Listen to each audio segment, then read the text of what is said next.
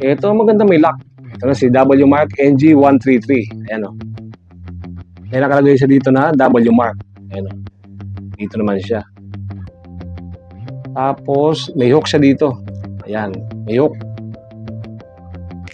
Ayan, may hook siya mga Promdi ha. Charging dito, hook siya dito. Switch na dito ha. Ganda may lock.